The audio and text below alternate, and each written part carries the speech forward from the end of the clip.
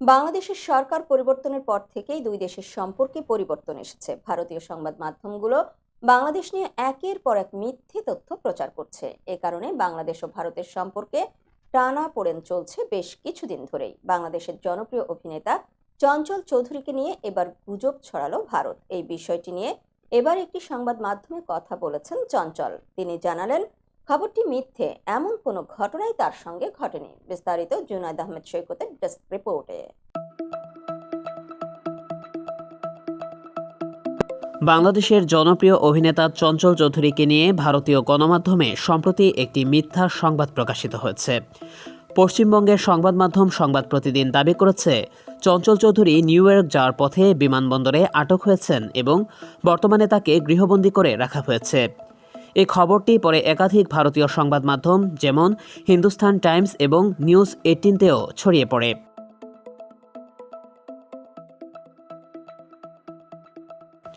সংবাদ প্রতিদিনের খবরে দাবি করা হয়, চঞ্চল চৌধুরী ঢাকা থেকে দুবাই হয়ে নিউ ইয়র্ক যাচ্ছিলেন। বিমান ছাড়ার কিছুক্ষণ আগে কয়েকজন বিএনপি নেতা ও সেনাবাহিনীর সদস্যরা বিমানে উঠে চঞ্চলের কাছে গিয়ে প্রশ্ন করেন, আপনিও কি হাসিনার মতো দেশ ছেড়ে পালাচ্ছেন? চঞ্চল চৌধুরী উত্তর দেন, তিনি কাজের সূত্রে নিউ ইয়র্ক যাচ্ছেন।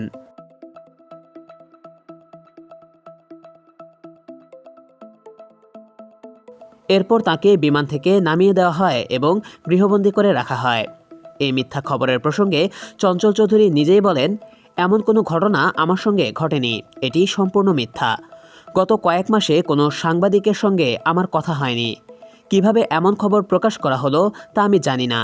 চঞ্চল আরও বলেন, এ ধরনের মিথ্যা সংবাদ প্রচারের জন্য তিনি বেশ বিব্রত। তিনি সবাইকে দায়িত্বশীলভাবে সংবাদ প্রকাশের আহ্বান জানান।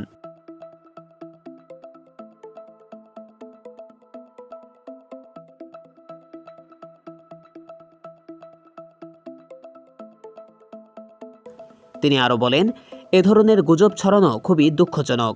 আমি কোনো সময় এমন কিছু ঘটতে দেখিনি। ভারতীয় সংবাদগুলোতে চঞ্চলের গৃহবন্দী হওয়ার খবরটি বিভিন্ন বিশ্বস্ত সূত্র বা তার বক্তব্যের ভিত্তিতে প্রকাশিত হয়নি। সংবাদে শুধু কথিত সূত্র থেকে দাবি করা হয়েছে, যা সঠিক নয়। চঞ্চল চৌধুরী তার দীর্ঘদিনের ক্যারিয়ারে সারা দেশে এবং কলকাতাতেও জনপ্রিয় হয়ে উঠেছেন। তিনি কলকাতায় বেশ কিছু ওয়েব সিরিজে অভিনয় করেছেন এবং চলতি বছরে টলিউডে তার সিনেমার অভিষেকও হয়েছে।